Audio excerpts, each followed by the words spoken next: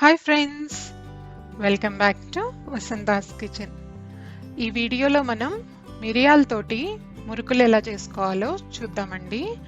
మురుకులు అనేవి జనరల్గా ఏ పండగకైనా పిండి వంటకంగా చేసుకుంటారు.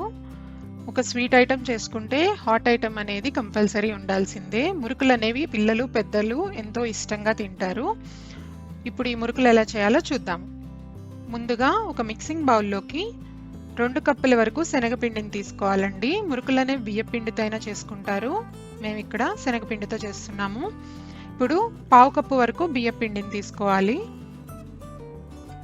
ఇంకా 1 టేబుల్ స్పూన్ వరకు బటర్ని తీసుకోవాలండి. రూమ్ టెంపరేచర్లో ఉండాలి. బటర్ లేకపోతే వెన్న అయినా తీసుకోవచ్చు. 1 టీ స్పూన్ వరకు ఉప్పు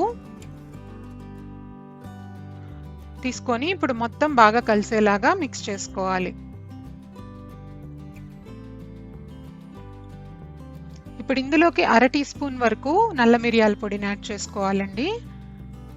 ఒకసారి బాగా కలుపుకోవాలి.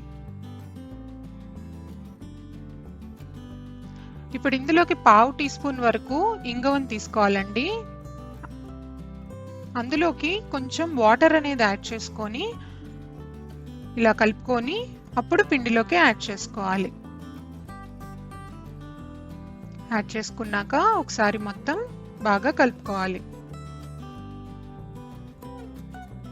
ఇప్పుడు కొంచెం కొంచెంగా వాటర్ అనేది యాడ్ చేసుకుంటూ మనం పిండిని చపాతీ పిండిలాగా కలుపుకోవాలి. ఇక్కడ తీసుకున్న మొత్తం క్వాంటిటీకి 1/2 గ్లాస్ వరకు నీళ్లు పట్టాయండి. మీరు చూసుకొని అడ్జస్ట్ చేసుకొని కలుపుకోవచ్చు. చూసారు కదా, మొత్తం మనకి ఇలాగా చపాతీ పిండిలాగా వచ్చేంత వరకు కలుపుకోవాలి. సాఫ్ట్గా ఉండాలి పిండి అనేది. ఇప్పుడు దీన్ని 2 సగాలుగా చేసుకొని ఇప్పుడు చక్రాలు చేసుకోవడానికి మేము స్టార్ ప్లేట్ అనేది యూజ్ చేస్తున్నాము. ఇది మనకి షాప్లో అయినా దొరుకుతుందండి. సో చూపించిన విధంగా పిండిని తీసుకొని ఇప్పుడు మనం మురుకులు అనేవి చేసుకోవాలి. సో మీ దగ్గర స్టార్ షేప్ కనుక లేకపోతే వేరే షేప్ దైనా యూజ్ చేసుకోవచ్చు.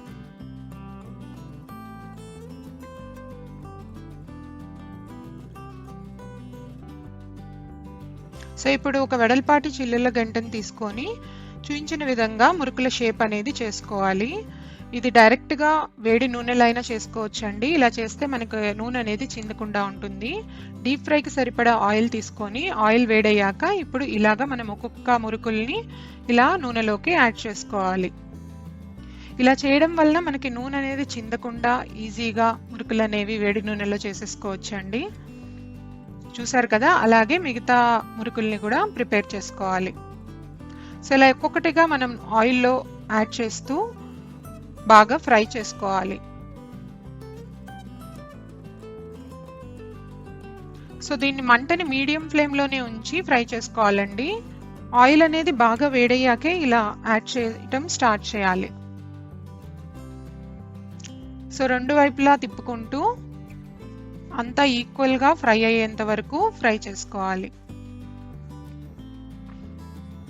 సో మురుకులు అనేవి గోల్డెన్ బ్రౌన్ కలర్ వచ్చేంత వరకు ఫ్రై చేసుకోవాలండి.